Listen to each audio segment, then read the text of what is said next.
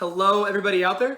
For today, I wanted to do a quick, and by quick I mean quick, my kind of quick, book review. I haven't done a book review in a hot minute, so my apologies. Gonna try and get back on the horse and start reading a little bit more diligently. So obviously, the book that I chose to read for the month of May was Malcom X Autobiography.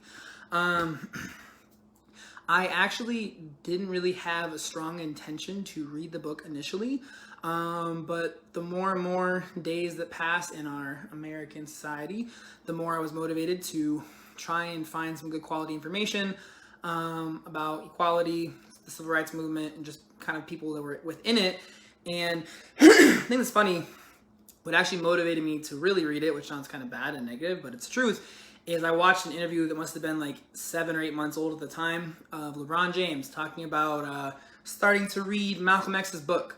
And the reporter asked him his thoughts and his opinions, and I don't know if you've seen the video. It's really popular on YouTube. But his answers were really bad. And you could tell that he hadn't read it almost at all. And if he had read it, I would be shocked. Excuse me. But overall, I just wasn't really impressed with his answers. He was very like, oh, Malcolm X, really smart guy, he's really educated, he says this or this. It was very, very basic, and it kind of motivated me, like, okay, like, obviously, as I always say in these videos about, like, any type of equality or inequality or racism in America, obviously, without contest, I'm a white guy, white Caucasian guy, something like that. So I was like, I have not ever met someone who, first of all, has told me they read the book. But obviously, reading this says that 10 million copies were sold, so obviously someone has read them. But I've never met another white person who's read the book. And I'm not saying that no one has, because obviously they probably have. But I really thought to myself, like, I've heard a lot about, MLK in school and in college, and I've read about him a little bit, like, not his books, but read about him, heard about him. You see it on, like, the TV, like, for Black History Month. And I was like, I've heard of Malcolm X's name, but I've never actually read anything about him or really heard anything about him aside from the fact that he was a very outspoken and very, like, I don't want to use this term, but it's what I heard was like a very violent, aggressive Black African American. I think he deemed himself as an Afro-American is what he called himself, but for the sake of this video, I never heard much about him aside from that. So I was like, okay, let me pick up this book and read it. So to start off, I'm going to give my review, and then I will jump into my thoughts and kind of my takeaways. So as far as the book overall, I thought the book was very interesting. It was a very tragic story, and I'm sure that he wouldn't want to describe his life as tragic, but from my perspective, it was very tragic. He had a very hard upbringing as a child. He had a very hard life as a young adult and a teenager. And he had a very hard adult life. I think about, I don't know how old he was. I want to say he was like 29 maybe, when it started to get a little bit easier, a little more fluid when he got into the religion of Islam and his life kind of turned around. But before that, crazy stuff happened. I don't want to ruin the book, but I feel like a lot of people won't read it because it's a long book, man. I'm not going to lie. His dad was killed by white people. His mom was, weirdly enough, he didn't mention it too much later on, but she was kind of harassed and kind of driven insane by the white social service workers. His family was broken up. He went into the ghettos in Harlem area and kind of started working on the streets and kind of had that life. He had a lot of negativity given to him as a child. I mean, one of the stories he does reference a few times is he told a teacher in 8th grade that he wanted to be a lawyer. And the teacher told him, like, yeah, man, you can't do that. Like, Black people don't do that. Obviously, he didn't use those words exactly. It was a little more harsh than that. But you can't do that. You should be a carpenter or something more simple because you're never going to be a lawyer because no Black people can be lawyers. So he had a lot of negativity. Like I said, he grew up kind of being like a hustler, as he deemed himself, running different hustles in Harlem and kind of growing up in that world. And he really did have a lot of negative, like I said, encounters with white people. And obviously, you got to remember, this is like in the 30s, 40s, 50s when a lot of this stuff took place. So obviously, the culture then was even more hostile than the culture towards Black African Americans here in the United States today. But there's still a lot of crossovers that you can kind of see and information that I think is still applicable to this day. But kind of going from there, he went to prison and got a lot of education in prison, where he kind of says like that was like his college education. Because he was in prison. I can't remember how many years it was. I'm not gonna lie. If it was like 4 or 5 years, but he read a bunch and learned a bunch and was reading about everything. Remember, he was talking about like reading the dictionary, and got out of school, got into the Nation of Islam, and started preaching the word for them, building mosques in different cities and establishing them. He started speaking more and more. The actual leader of the group ended up kind of getting sick, so he spoke more and more. And a lot of his book, up until, I guess, from the point in time where he was in prison and started getting into Islam, and up until he actually went on his journey to Mecca, which is like the pilgrimage for Muslim people, if I'm not misspeaking. If I am, you can tell me. But pretty sure that's kind of what you would classify it as, and what I feel like he said it was. For about 12 years there, a lot of his message was a lot of negativity, and he talked about the devil white man. And I'm going to confidently tell you that as a white guy reading that book, it made me very uncomfortable, because he referenced it in a lot of his speeches, a lot of things in the book, where he called white people the devil white man and the devil. And it was a very hard thing for me to read, like someone having that perspective. Again, I had to kind of remember the time period, but also like it's still to this, obviously this day, 2021, still was a very hard thing for me to read and kind of like digest a little bit. Once he went on his pilgrimage to the Middle East, to Mecca, traveled around, came back, and he kind of had like a reawakening where he kind of was reshifting his ideas to not necessarily being more peaceful, because I don't want to say that his idea was being peaceful and being quiet and waiting for good things to happen to Black Afro-Americans, but I think it was more of the understanding that white people who were sincere, genuine, non-racist, non-shitty white people were important to the Black Afro-American cause of getting equality in America. And instead of calling them devils, I mean, I think he still kind of did that a little bit, but it was more of like refocusing on uniting people together.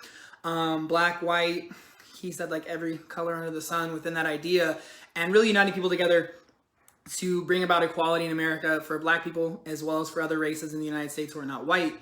And it was really cool to see that transition over time, because like he grew up in a really shitty situation throughout most of his young adult life and younger life. And to see him go from all white people are fucking evil, which that sentiment still holds true a little bit somewhere in there, to getting to the point in time where he realized, like, you know what, like interracial relationships are okay, having white people supporting Black people are okay, and kind of just like transitioning that mindset to being more of a little bit more about unity and a little bit less about like stay in your yard and we'll stay in our yard kind of a feeling. Was really awesome to read, and it kind of really helped myself mentally, at least, with the middle portion of the book, which was saying that white people are evil and white people suck. So it was a good transition over time. It was really cool to see. Again, overall, the book was really good. I'm not going to say everything that LeBron James said, because I don't feel like he said very much importance. But overall, I think it was really good insight into I'm not going to say a completely different time, but a decently different time within the United States. It was a really interesting and sad insight into how America, the United States, was shortly post-slavery and going into, people marching for civil rights for African Americans, and just really seeing all that stuff from like a first-hand perspective of somebody who was leading the charge in a lot of ways for getting equality rights, and trying to, essentially what he kept on saying too was like trying to, rise up and bring about like a revolution, which is a word that he also said that he didn't like because people always took it negatively, but a revolution for Black Afro-Americans in the United States. So it was a lot of good information. I would really recommend that if you haven't read it and you have any interest within the political climate of equality, racism, just civil rights in general, it's a really good perspective into that, as well as just kind of like a good idea of somebody who was a leader in those times and in those movements, seeing like his perspective and really getting some more interesting information. I'm going to tell you, like, I read the book pretty fast, so for me, it was obviously very entrancing and very interesting and very insightful. As far as from there, kind of like my takeaways and like what I got from the book, a lot of these things that I'm going to say may not be great takeaways. And I say that because they're going to probably be a little more controversial than they ought to be, but these are kind of like what I took away from it and kind of like what I got from it. One of the big things that I feel like I took away, and I'm not saying that Malcolm X said any of this in the book, so please don't think that I'm quoting him and being like, well, he said this or felt this way. This is what I took away from him accounting its tale to the guy or gal, I can't remember, I think it was like by Alex Haley, there you go, by the guy who wrote his autobiography. But one of the things that I always took away was the perception of how during like the civil rights marches and like black Afro Americans seeking like equality in the United States, how like unfortunately a lot of people who were leaders in the black community at that time were kind of just figureheads for white people, and they were kind of just being bought off, directed, told how to do things, run things. And it's kind of a negative thing, and I'm gonna say this is negative because it is, but it's how I feel. I lost a little bit of respect for like the Big Six movement, which is like the whole like March on Washington that happened when MLK gave his "I Have a Dream" speech. And unfortunately, like I said, sounds really negative, but I lost a little bit of respect for MLK as well. And again, this isn't like Malcolm X saying this, is just from my perspective, because what I took away was initially that march was supposed to be like a very pissed off people going in the streets and expressing how sick and fucking tired they were of being treated like shit. And it turned into this peaceful march over time because they recruited other leaders trying to make it more of like a peaceful protest than a lot of people being pissed off. And I understand that obviously, you know, you don't want people pissed off and like marching in streets, but at the same token, it was very justified and the means were justified for what was going to happen. And Malcolm X, if I'm not mistaken, was asked to be one of the leaders, and he said no. Like he didn't want to lead it because he didn't want to lead a group of people who didn't need to be led, because he was a big believer, it's in my opinion, that people like need someone to help them establish, but they needed to come together and do it themselves. And I think also he wasn't a big fan that it went from this very like fuck this shit mentality to like, oh, peaceful, and you know, we'll wait and see and things are going to get better. And he was very let's get shit better now, and we're going to try and do it ourselves and lean on each other versus waiting for white people or other people in the government, excuse me, to make things better for black Afro Americans in the United States. Another big thing that I took away from it was he was not a big supporter, and he said this kind of throughout, but he's really honed in at the end.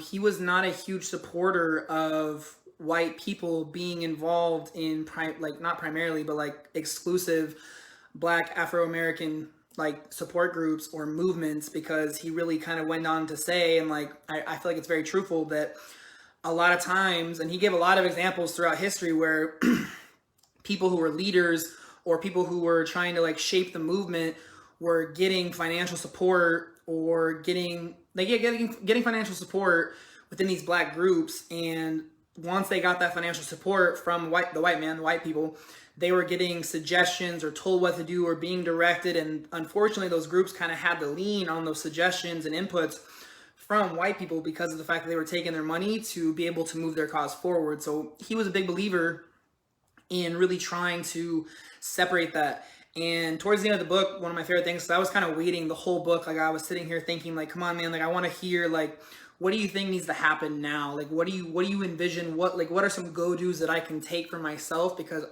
like I don't want to read, 400 pages of a book and not feel like I have something that I can like kind of like think about and go do.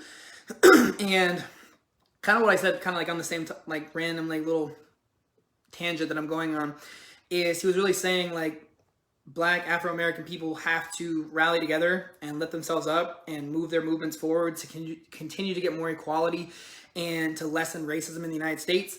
And he really did believe that like those groups had to be completely based by black people and that white people could not be involved in it. And at first I was kind of like upset and annoyed, and this is where my opinion's gonna get unpopular, and it's okay, but you look at like the Black Lives Matter movement, and no one can sit here and say Black Lives Matter does not matter, because like Black Lives Matter do matter. All lives matter at the end of the day. So yes, supporting Black Lives Matter makes logical sense. But some of the funding that comes into Black Lives Matter is coming from white people, which in turn is really against what he said. And if you look at some of the things that have been happening within that movement, this is a whole different video that I want to end up doing at some point in time. Some of the things and actions that have been taken by people within the group, the leaders and the people that are giving those suggestions that are white people on like what to do and how to do it, is not really representing the cause of trying to uplift the black community, trying to move forward with equality and trying to like squelch out racism in the United States. So it kind of goes to his point, like those groups have to be completely self-reliant on themselves. But the other thing I did take away that I really did like is his like go-do, if you will, for white people, especially, that's pretty much what he said, like the other side of things was to go and work in your communities. Because if you're not involved in these groups, which he didn't recommend, then you need to go into your own communities and try and bring about awareness about racism and squelch it out within your friends, your social circles, your city, your state, and start there. And again, I felt like very kind of like disheartened because I was like, like, I don't feel like that's enough. Like, that's not enough to do. But then when I really started thinking about it, if you really think about it, it's having the courage and the ability to be able to, when you hear someone saying something that's, racist or something that's just wrong or bad about people based on the color of their skin or where they come from, it's your responsibility to say like, hey, like that's bullshit, you're wrong, you're being racist, and to call it out when you see it and not sit idly by. Because I can confidently tell you that if you really think about it, if you're a white person, unless you're living in like fucking Portland, Oregon, then you'll tell me you've never heard anything, and if you did, you'd say something. But there are very small things that are said in passing. It doesn't always have to be this big, direct, I don't like you because of your skin color, because you're black or brown or whatever. It can be very sly remarks, comments, opinions, and it's just within your community building this idea that hopefully spreads over time that we need to treat everybody with respect and love and realize that that's what we're going to do as our part, and really trying to build that within our communities and spread that out further and further and further. So that's kind of what, the more I thought about it, the more I realized like that is important, because if you are actively doing that every single day, and I'm not saying be like a fucking Nazi and like policing and like looking for it, but I'm saying if you find it, if you hear it, if you see it, you have the duty of a responsibility to stand up and say like, hey, this isn't okay, or what you're saying is not okay, or this, like I did the other fucking day, this meme is bullshit, and like you're shitty for posting it, like this is the way that it is. So that's kind of like the call to action that I think you really give to white people. Another thing that I really took away from it, and I think it's really interesting within our society, and I think that it's something that bothers me a lot, and I don't really have a solution for it, and that's okay, because I'm going to say it on this video, and hopefully someone out there says like, hey, this is my thoughts on it, and maybe it's something we can do. But something he talked about, excuse me, a lot, and you have to realize like a big portion of this was during like World War II when Hitler was exterminating Jews in Nazi Germany. But he was saying that Jewish people, even though they were so discriminated against in the US even, and obviously over in Europe, that when they had the opportunity to be racist to black people and discriminate against black people, they would take it. And he told people, and he called people out on it and said like, the only reason you're doing that is because the more people are focused on being racist towards black people or other minorities, the less focus is on you, and the less you're going to experience racism for you being Jewish. And this thought really stuck with me, and the more I thought about it, the more it bothered me, because I have seen, and I'm not saying that it's something that I have like allowed to happen, but I have seen like in comments and all that kind of shit. So maybe I have let it happen before, so that's my bad, 1,000 I guess. But what I have seen is other like smaller ethnic groups, and I'm not calling out anybody specifically, but whether it's someone who's Hispanic or Jewish or some other race or group of people who are slightly marginalized in the US, when African American or black people come up in conversation or they do something or whatever it may be, a lot of times you see these people that they kind of pile on and they kind of invoke more racism towards these groups, and they put more focus into these groups and how they're doing this wrong or doing that wrong, or really just piling on the bullshit.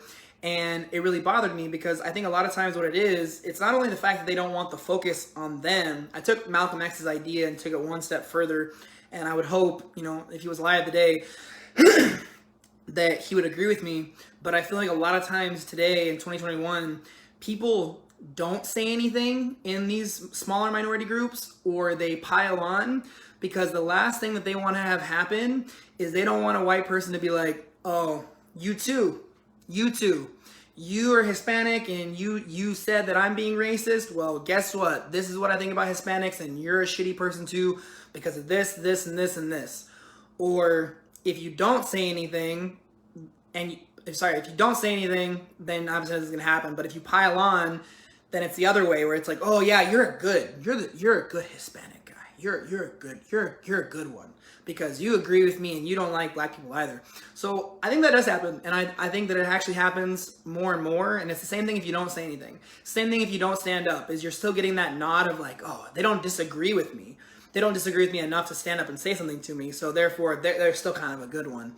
And he talks about that a lot in the book too, where in that time especially, a lot of black Afro-American people would say, like, this is before like civil rights, like all the shit that like actually happened and passed, and equality and all sort of shit that's still I don't think it's 100% today. But he would say there was a lot of black Afro-Americans who were like middle class, and he would use other words, that would say that everything was fine and it was going to get better, and that they were crazy and that everything was good. And he really referenced to them that same kind of idea of what I'm saying, which is like they would have white people kind of like put them as like a token black person because they were saying like, oh, everything's okay, or you guys aren't being bad, you guys aren't racist, this isn't fucked up. And they would be labeled like as like a good black person. And again, he used different words, but for the sake of me being white, I'm gonna stay with my bubble of happiness. So that was a big takeaway for me. Overall, this video is kind of a long video, but that's kind of like my general takeaways. I have more, but I really feel like for some of the other things that I want to talk about, I actually want to do specific individualized videos. One of them being on like the BLM movement, one of them being on literally talking about like racism in America and what I still think and what I still see, and kind of like still drawing information from his book that I want to talk about. But I think it's something that I really want to make individual videos that are probably going to be 10 to 20 minutes long. So I don't want to make this an hour-long book review video that's unwatchable. But that is pretty much what I have. This is the first time that I've done one of these where I really feel like everyone should read it. As far as like what I would rate it, like 1 out of 10, I would give it like a 9.5.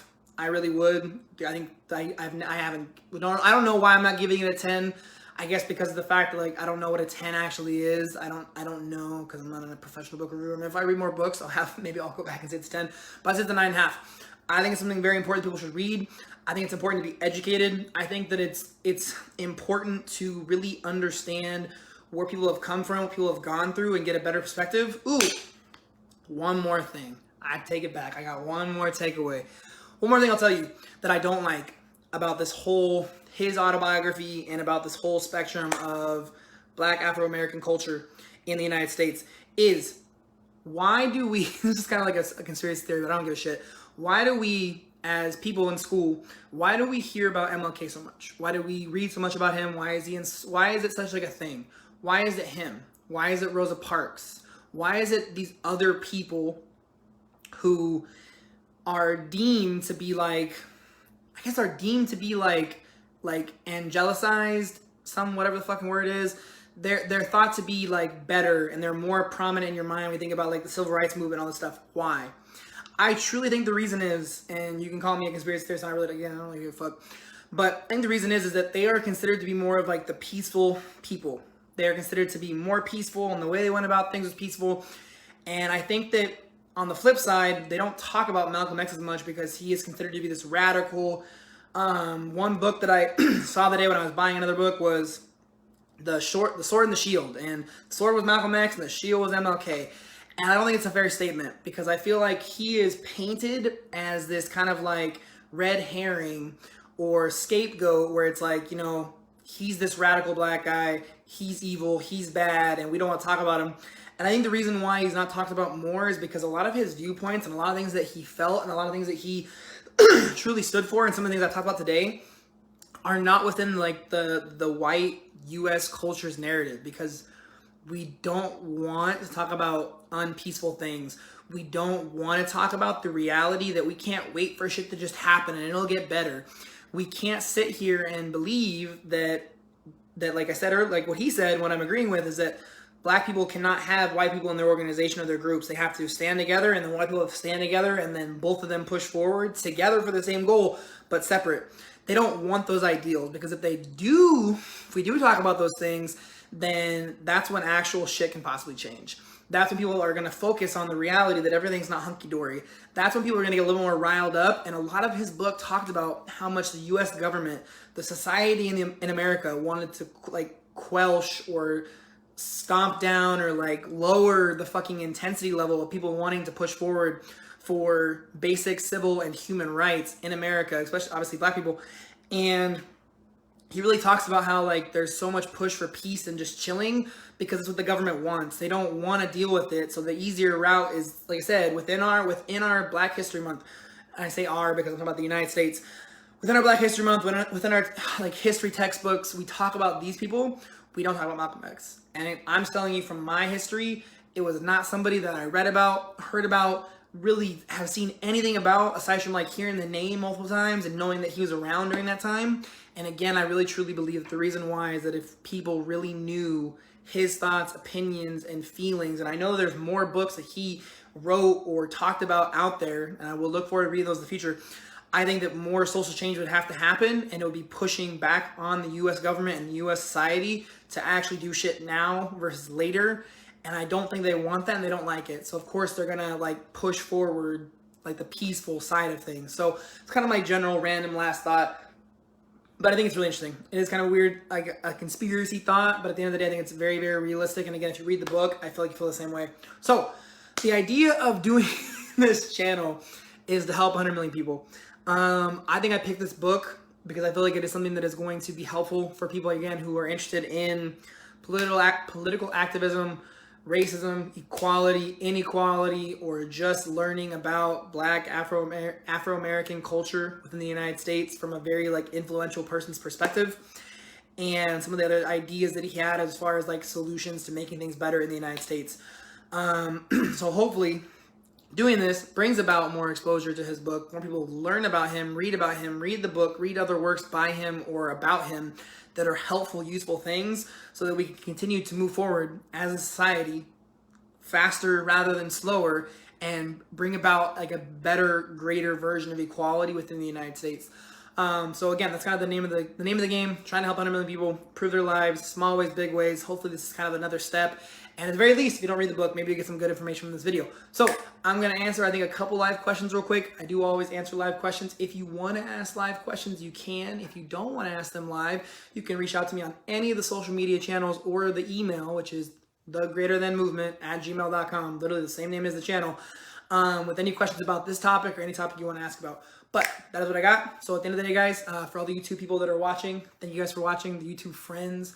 Until next time, though, guys, stay healthy, stay safe, and above all, remember to be greater than. Have a great night, guys. Talk to you real soon. Bye.